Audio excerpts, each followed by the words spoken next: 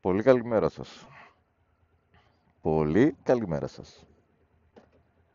Λοιπόν, πάμε να βρούμε το φιλαράκι μας, να πάμε μια ωραία βόλτα στα Πετροκέρασα, να πιούμε μια καφεδάρα πολυτελείας. Σαββατάκι σήμερα. Τυχαίνει να έχουμε ρεπό. Τυχαίνουν κι αυτά. Οπότε πάμε τώρα να κάνουμε μια ωραία τσάρκα πολυτελείας. Για Θεσσαλονίκη στα Πετροκέρασα είναι μια πολύ καλή εξόρμηση, παιδιά. Είναι ένας δρομάκος έτσι με ωραίες τροφούλες, τσίκι τσίκι, στη φύση.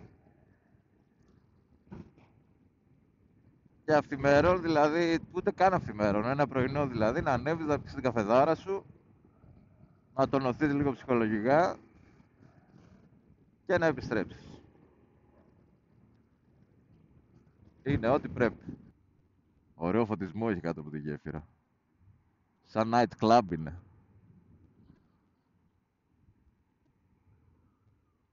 Λες να πήγε λαϊκή, έχει λαϊκή εκεί.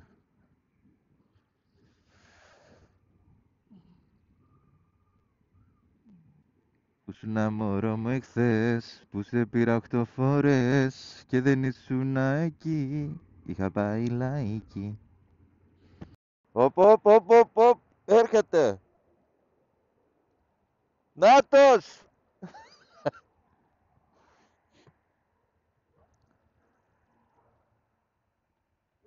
Τι κάνεις? Πάμε, ναι.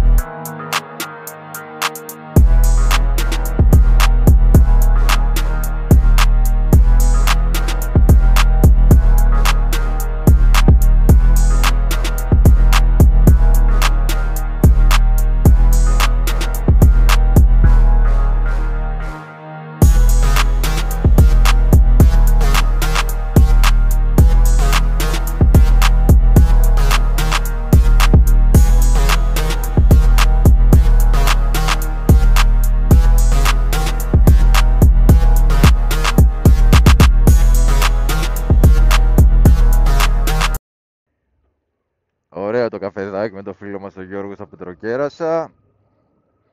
Και η διαδρομή υπέροχη από Θεσσαλονίκη Πετροκέρασα.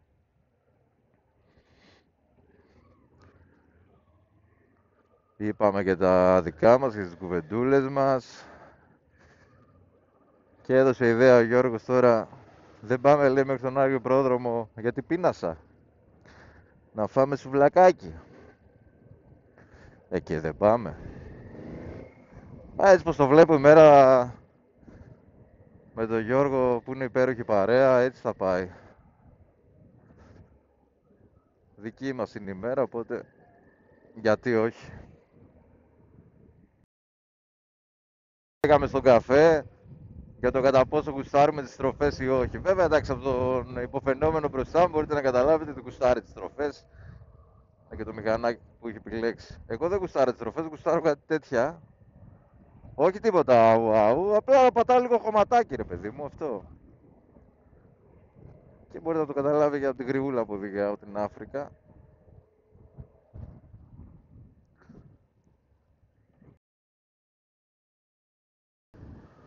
Φάγαμε και το σουβλάκι μας στον Άγιο Πρόδρομο με τον φίλο μας τον Γιώργο.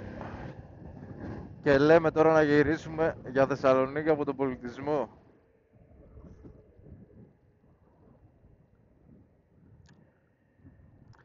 Πολύ ωραίο σουβλάκι πάντως, παιδιά, Άγιος Πρόδρομος. Να είναι καλά.